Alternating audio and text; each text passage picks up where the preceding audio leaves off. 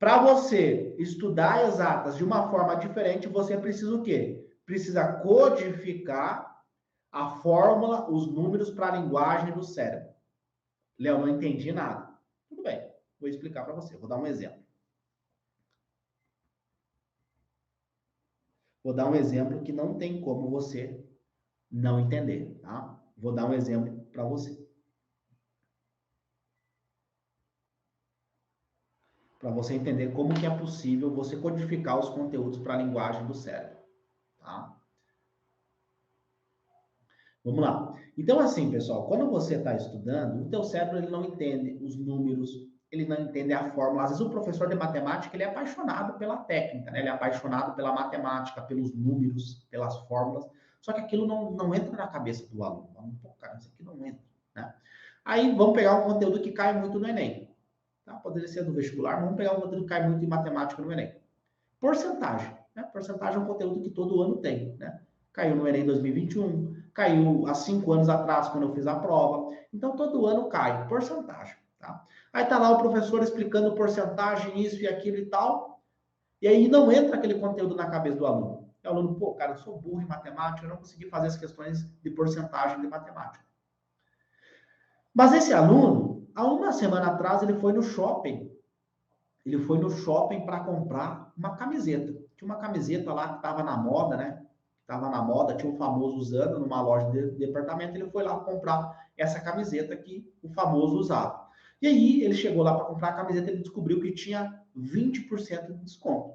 A camiseta custava R$100 e tinha 20% de desconto.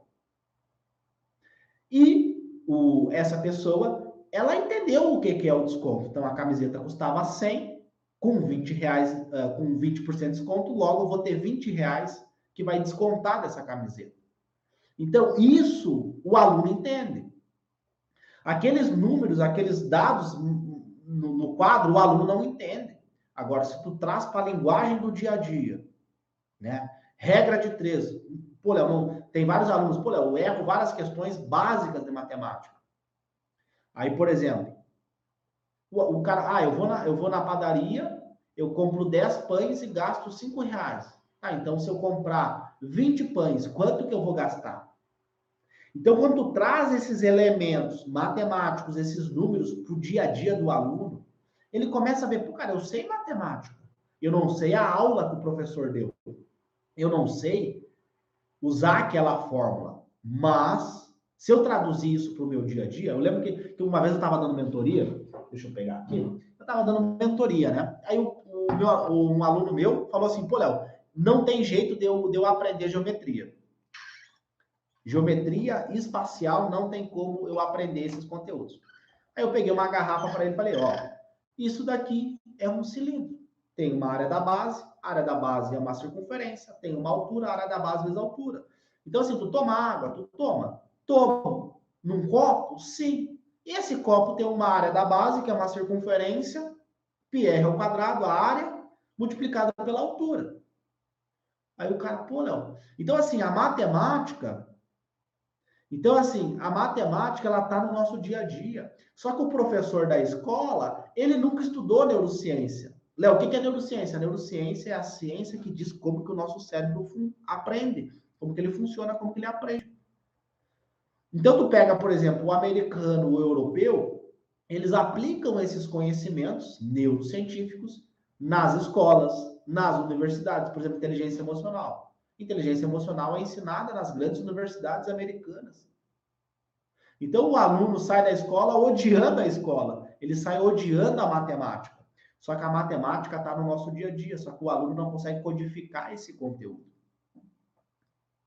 Então, por exemplo, nesse contexto aqui que eu dei para você, da moça que foi no shopping, comprou a camiseta lá com 20% de desconto, tu percebe que tem uma emoção positiva.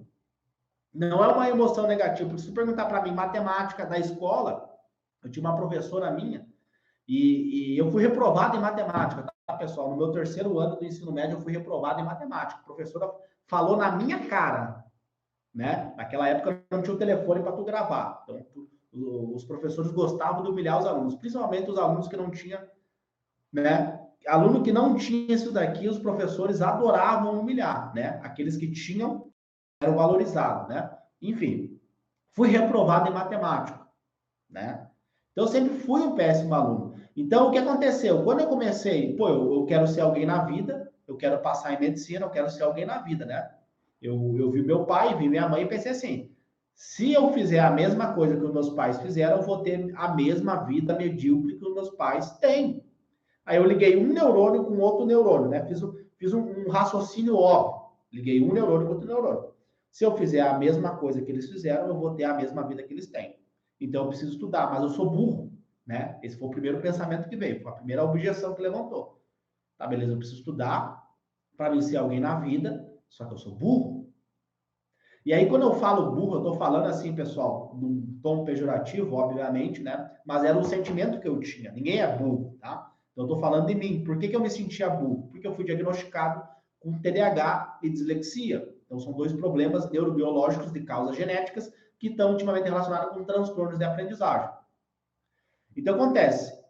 A escola disse para mim que eu era burro, tá? Inclusive, hoje, na faculdade de medicina, eu pesquiso sobre isso, sobre transtorno de atenção e hiperatividade em escolares, né? Então, eu pesquiso sobre isso, né?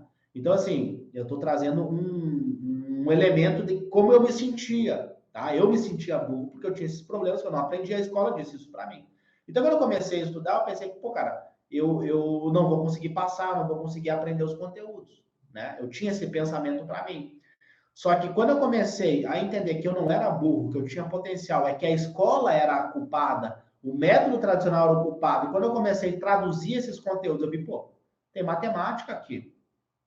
Isso dali é um cone. Isso daqui é um cilindro. Porcentagem é isso, probabilidade é isso. E aquele quando eu comecei a trazer esses conteúdos para o meu dia a dia, que tinha uma emoção positiva, né? Pô, o cara não sabe a porcentagem, mas ele sabe a porcentagem do salário dele que ele tem que pagar a parcela lá do telefone que ele comprou. Né? Então, percebe que a matemática está no nosso dia a dia, só que o cara tem um bloqueio emocional, tem um bloqueio emocional, ele não consegue codificar os conteúdos para a linguagem do cérebro.